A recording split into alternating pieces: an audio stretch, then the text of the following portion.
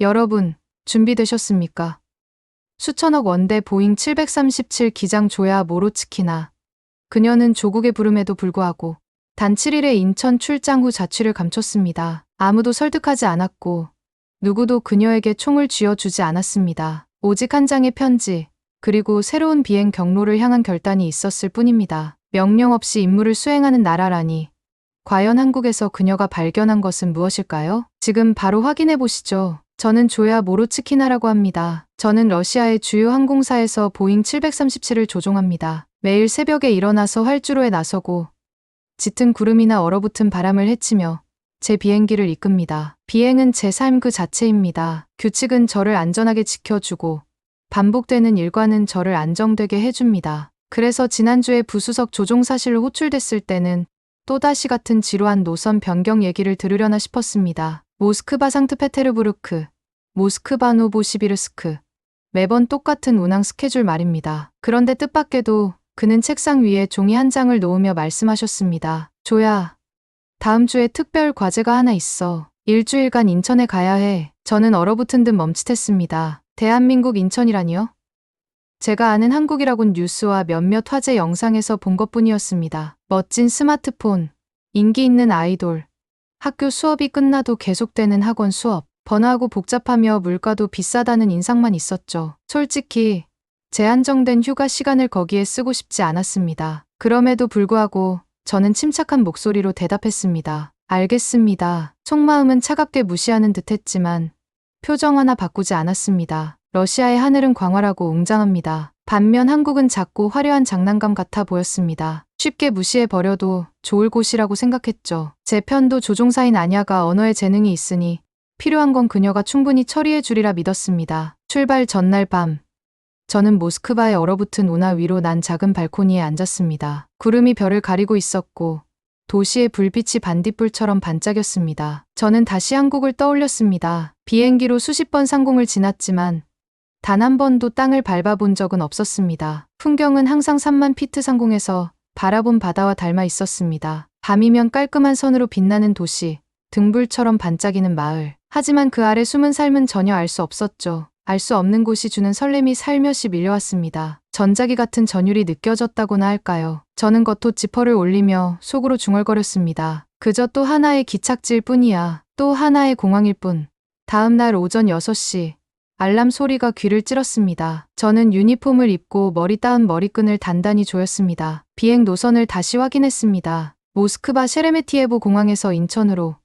기체 정비를 위한 점검 후 다시 셰레메티에보로 돌아오는 단순한 일정이었습니다. 딱히 복잡한 편항도, 화려한 기동도 없었습니다. 여권에 입맞춤을 하고 오른쪽 좌석에 앉은 아냐의 어깨를 가볍게 토닥였습니다. 인천 준비됐니? 그녀가 반짝이는 눈으로 물었습니다. 됐습니다. 저는 거짓말처럼 대답했지만 마음속은 여전히 의문의 파도로 출렁이고 있었습니다. 우리는 승객을 맞이하며 기내에 몸을 실었습니다. 제 심장은 긴장감 때문이 아니라 호기심 때문에 뛰고 있었습니다. 활주로를 달리며 바퀴가 비명을 지르는 순간 저는 부드러운 속삭임 같은 기분을 느꼈습니다. 비행기가 이륙하고 나서 도시는 서서히 멀어졌습니다. 구름이 우리를 삼키고 그 사이로 우랄 산맥과 시베리아 평원만이 흰 장막 아래 펼쳐졌습니다. 3시간이 흐른 뒤 구름 사이로 한국 해안선이 모습을 드러냈습니다. 푸른 바다로 곧장 떨어지는 험준한 절벽, 보석처럼 흩어진 작은 섬들. 제가 숨을 삼키는 소리가 비행기 엔진 소리에 묻힐 만큼 가슴이 조여왔습니다. 저 아래 섬들과 해안선 너머에는 어떤 삶이 펼쳐져 있을까요?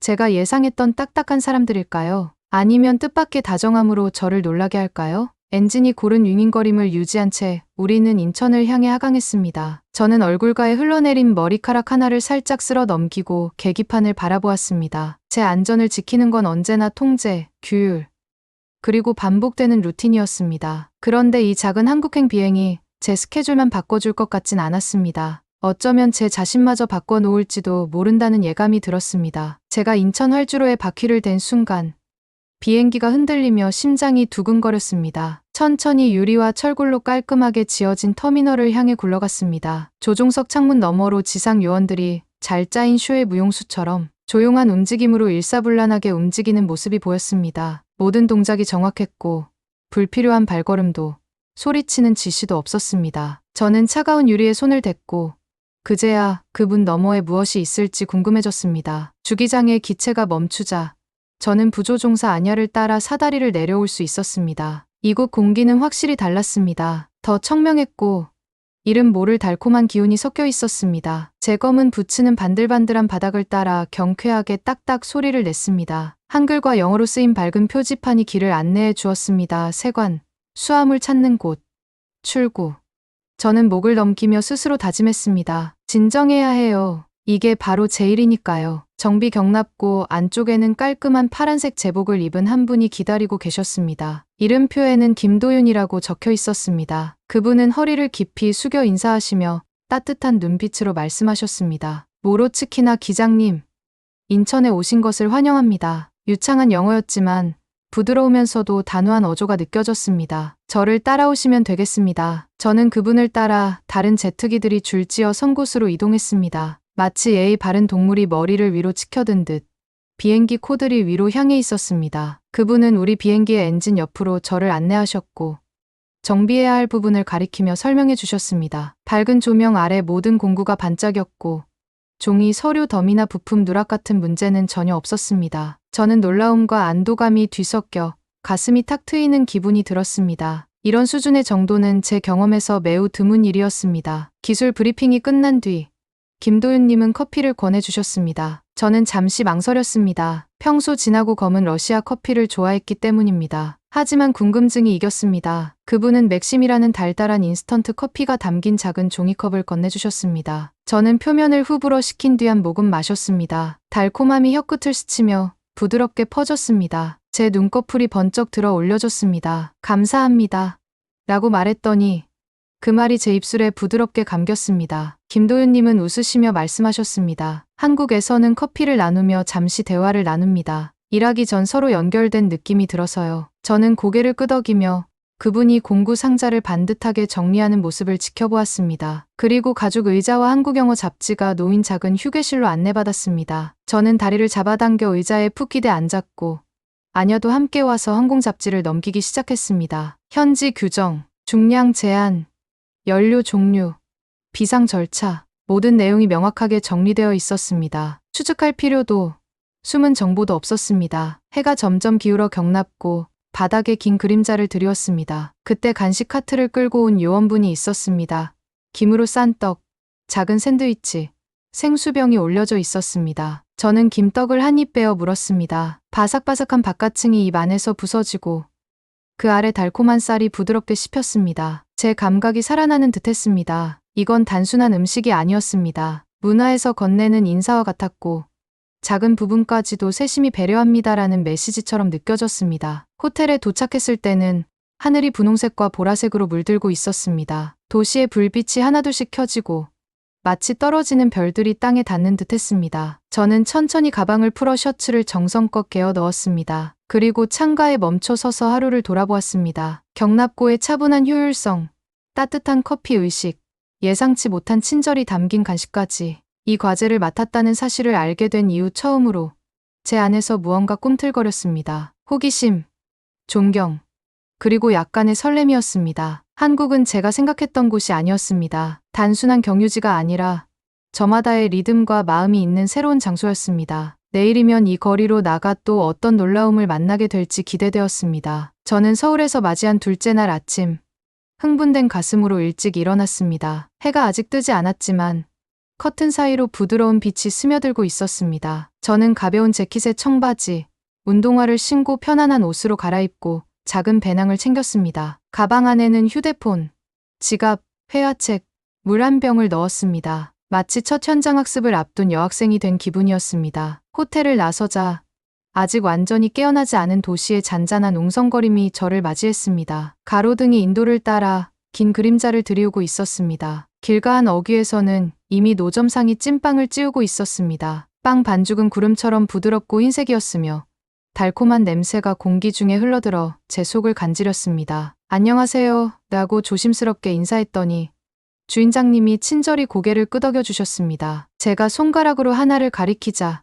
종이봉투에 담아 건네주셨습니다. 한 입 베어 물자 따뜻한 소가 입안에 흘러들어와 저는 눈을 감고 기뻐했습니다. 이것이야말로 한국 길거리 음식을 처음 맛본 순간이었습니다. 지하철역으로 향하며 서브웨이라는 한글과 영어가 함께 쓰인 반짝이는 표지판을 따라 걸었습니다. 계단을 내려서자 에스컬레이터와 발권기 소리가 귀를 가득 채웠습니다. 벽에 붙은 노선도를 보며 색색의 선들이 거대한 테피스트리처럼 얽혀있는 모습을 살펴보았습니다. 저는 2호선을 손가락으로 따라 그려보았습니다. 시내 중심을 둥글게 감싸는 순환선이었습니다. 교통카드를 찍고 초록불이 켜지는 것을 확인한 뒤 다른 승객들을 따라 계단을 내려갔습니다. 플랫폼은 넓고 깨끗했습니다. 2분도 채 지나지 않아 열차가 도착했고 문은 살짝 쉬익 소리를 내며 열렸습니다. 저는 손잡이를 잡고 승강장 안으로 들어섰습니다. 사람들은 가지런히 서서 휴대폰을 보거나 창밖을 바라보고 있었습니다. 좌석은 다소 비어 있었기에 저는 앉아 깊게 숨을 들이마셨습니다. 열차가 터널을 빠르게 지나갈 때 천장을 지나는 형광등 불빛이 번쩍거리며 심장을 두근거리게 만들었습니다. 그러다 갑자기 열차가 덜컹하며 멈췄습니다. 역과 역 사이에 멈춘 듯 했는데 경고음이 울렸습니다. 저는 가슴이 뛰며 당황했습니다. 선로에 문제가 생긴 걸까요? 주변 승객들은 차분해 보였습니다. 아무도 소리를 지르거나 밀치지 않았습니다. 30초쯤 지나자 한국어와 영어로 된 안내 방송이 흘러나왔습니다. 안심하고 계세요. 곧 출발하겠습니다. 저는 숨을 꾹 참고 기다렸고 이내 열차가 다시 앞으로 움직이며 출발했습니다. 저는 자신도 모르게 길게 숨을 내쉬었습니다. 명동역에 도착하자 저는 사람들의 흐름을 따라 계단을 올라 환한 아침 햇살 아래로 나왔습니다. 명동거리는 끝나지 않는 축제 같았습니다. 네온사인과 다채로운 현수막이 좁은 골목 위를 뒤덮고 있었습니다. 옷가게부터 화장품 가게까지 모든 것이 즐비했고 여기저기서 한국어, 영어, 중국어, 스페인어가 섞인 대화 소리가 들렸습니다. 마치 온 세상이 이곳에 모인 듯한 느낌이었습니다. 저는 떡볶이 노점을 발견하고 잠시 멈춰 섰습니다. 매콤한 빨간 소스에 떡이 담겨있는 냄비에서 김이 모락모락 피어올랐습니다. 두렵기도 하고 설레기도 했습니다. 저는 그릇을 가리키며 동전을 건넸습니다. 주인장님이 젓가락을 건네며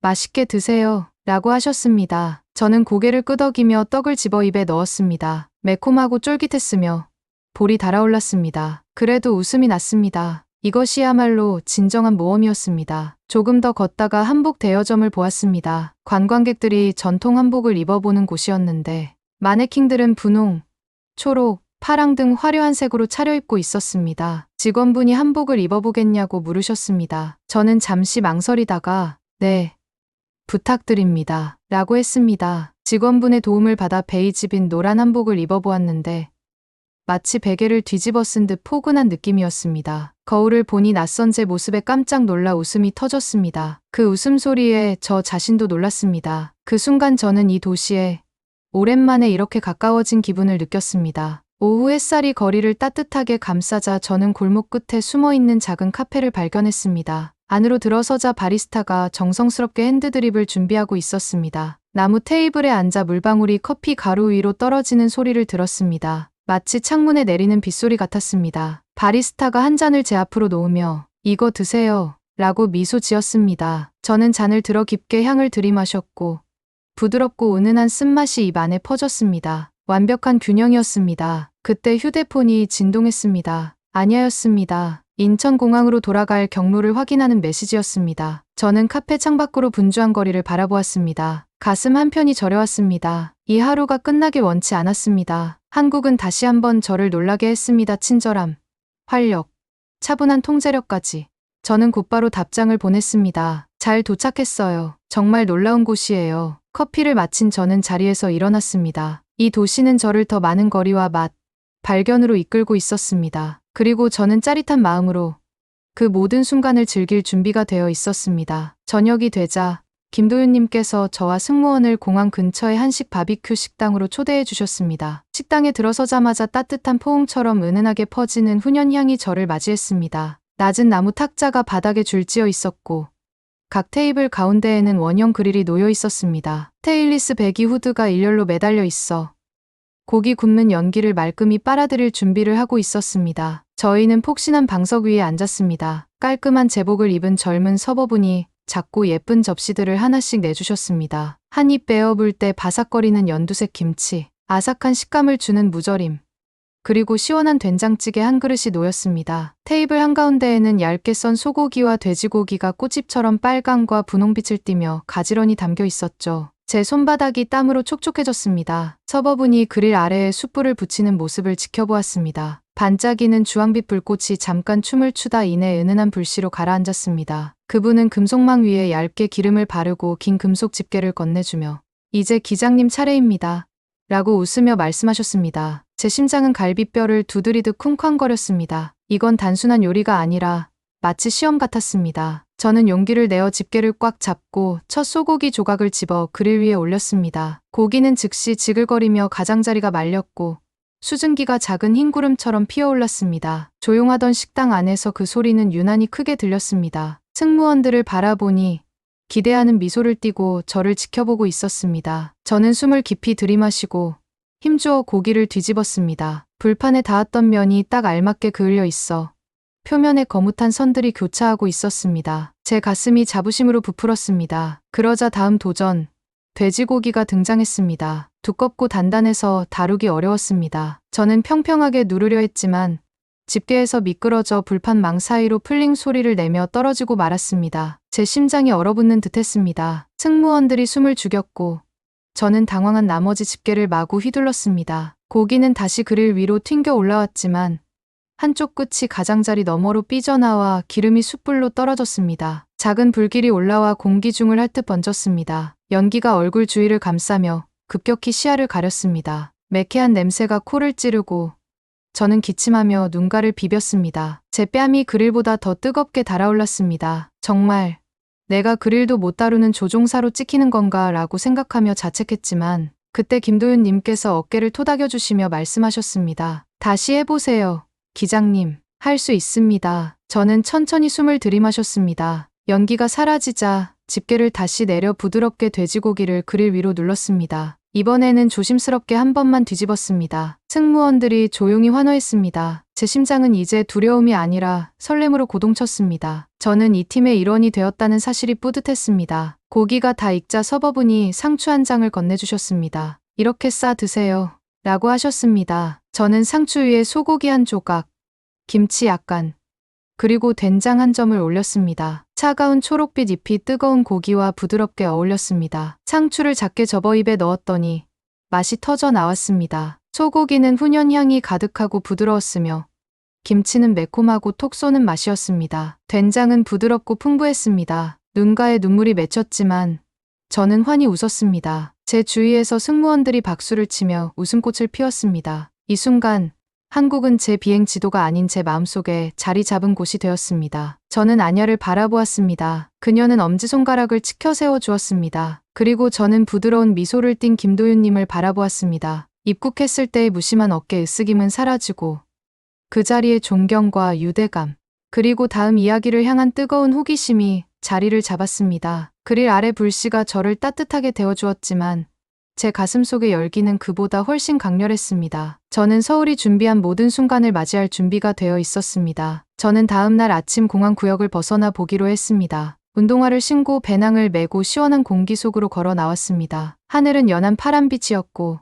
가로등이 하나둘씩 꺼지고 있었습니다. 택시 승강장에는 택시들이 차분히 줄지어 서 있었습니다. 기사님들마다 조용히 신문을 읽거나 휴대폰을 보고 계셨습니다. 승객이 다가오면 즉시 일어나 환하게 미소 지으며 문을 열어주셨습니다. 경적 소리도 큰 소리도 없었습니다. 그저 차분한 배려였습니다. 저는 근처 공원으로 가기 위해 택시를 불렀습니다. 기사님이 한국어로 몇 마디 하셨다가 제 회화책을 보시고 영어로 바꿔 이야기하셨습니다. 대시보드를 가리키시며 Welcome to Korea라고 말씀하셨습니다. 저는 고개를 끄덕이며 미소 지었습니다. 이동하는 동안 저는 도시 풍경을 바라보았습니다. 깔끔한 건물, 깨끗한 인도, 형광색 옷을 입고 조깅하는 사람들, 차도 넓었고 차량들은 차선을 지켜 부드럽게 움직였습니다. 서로 끼어들지 않았습니다. 공원 입구에서 한 할머니께서 길을 건너려 애쓰시는 모습을 보았습니다. 이는 본 교복을 입은 학생 무리가 이를 보고 멈춰 섰습니다. 한 소년이 앞으로 나와 할머니 손을 잡고 길을 건넜습니다. 신호등이 바뀌었지만 차량들은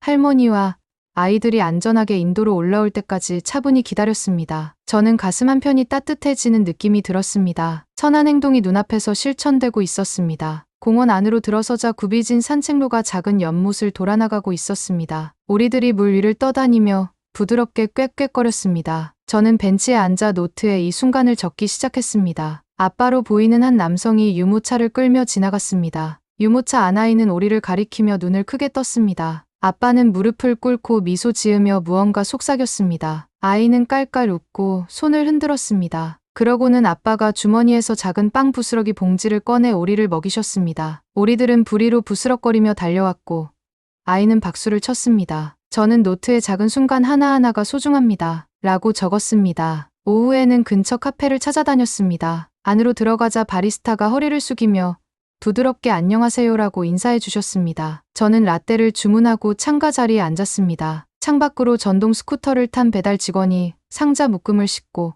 씩 지나갔습니다. 그는 한 건물 입구 앞에 멈춰 서서 물건을 건네고 다시 조용히 출발했습니다. 아무도 방해받지 않았습니다. 그는 보행자 사이를 유연하게 누비며 마치 주변 사람들을 가장 소중한 손님처럼 대하는 듯했습니다. 커피를 홀짝이며 저는 러시아의 제 삶을 떠올렸습니다. 그곳에서는 사람들이 서둘러 다투었고 상점 줄에서는 전투가 벌어지는 듯했습니다. 이곳은 모든 것이 보이지 않는 존중의 약속 위에서 움직이고 있었습니다. 저는 어깨가 저절로 내려가며 도시가 제게 숨을 쉬라고 속삭이는 듯한 기분이 들었습니다. 오후에는 마지막 정비 점검을 위해 다시 인천공항으로 돌아왔습니다. 경납고는 이제 친근하게 느껴졌습니다. 똑같이 가지런히 놓인 비행기들, 병사처럼 대기 중인 공구들. 하지만 저는 달라져 있었습니다. 저는 승무원 한 분 한 분께 진심 어린 미소로 인사했습니다. 김도윤 과장님께서 점검 체크리스트를 건네주시자 저는 한국어로 감사합니다라고 말씀드렸습니다. 그분 얼굴에 놀라움과 자부심이 번졌습니다. 체크리스트를 하나씩 확인하며 작업할 때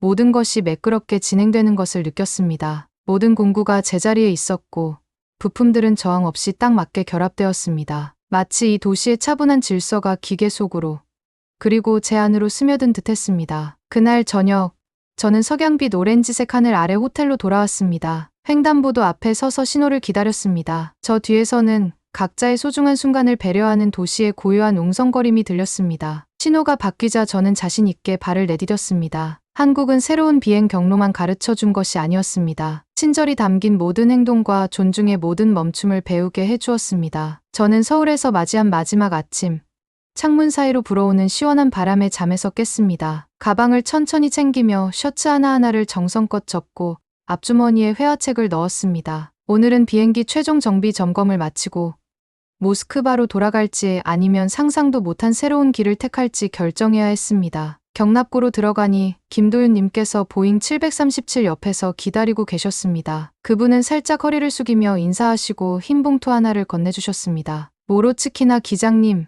떠나시기 전에 드릴 게 있습니다. 제 심장이 철렁 내려앉았습니다. 봉투를 열어보니 한국의 한 항공사에서 자문관으로 일해달라는 제안서가 들어 있었습니다. 숨이 턱 막혔습니다. 돌아갈 비행 명령만 받을 줄 알았는데 이런 기회라니요. 저는 김도윤님을 바라보았습니다. 그분은 따뜻한 미소를 지으시며 말씀하셨습니다. 기장님이 얼마나 세심하게 일하시는지, 얼마나 애정을 쏟으셨는지 잘 보았습니다. 저희 교육 프로그램을 개선하는 일에 함께해 주셨으면 합니다. 유창하면서도 자신감 있는 영어였습니다. 저는 제 손에 쥔 봉투를 천천히 접으며 가능성의 무게를 느꼈습니다. 그때 아냐가 마지막 점검표를 들고 다가왔습니다. 거의 다 끝났습니다.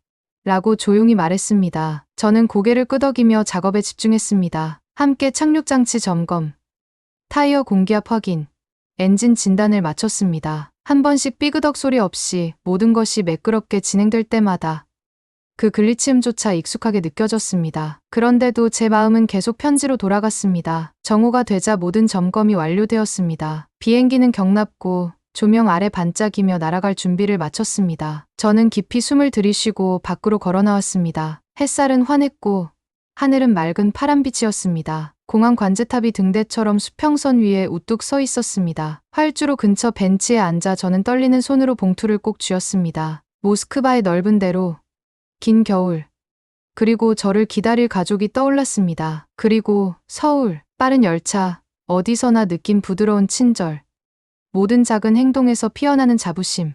어느 길을 선택할지 망설여졌습니다. 그때 보급품 카트를 끌던 지상 요원 한 분이 제 옆을 지나다 멈춰 서더니 안전모를 살짝 기울여 인사해 주셨습니다. 말은 필요 없었습니다. 그분의 인사 하나가 지금껏 여기서 목격한 모든 작은 친절을 떠올리게 했습니다. 학생들이 할머니를 도운 일, 택시 기사님의 차분한 배려, 조심스레 배달하는 스쿠터 기사님. 한국은 저에게 다른 삶의 방식을 보여주었습니다. 저는 펜을 꺼내 편지 위에 짧은 메시지를 적었습니다. 이 기회를 주셔서 감사합니다. 수락하며 함께 일하게 되길 기대합니다. 손이 떨리지 않고 나름 또렷하게 썼습니다. 봉투에 메모를 넣고 다시 접었습니다. 바로 그때 아냐가 다가와 물었습니다. 괜찮으세요? 걱정스러운 표정이었습니다. 저는 일어나 봉투를 건네주었습니다. 그녀는 제안서를 소리 내어 읽고 나서 자랑스러운 미소를 지으며 말했습니다. 정말 해내시는 거예요. 저는 고개를 끄덕이며 설렘으로 가슴이 뜨거워지는 걸 느꼈습니다. 저희는 사무실로 들어가 제가 서명한 봉투를 김도윤님께 돌려드렸습니다. 그분은 단단히 악수하며 환영합니다.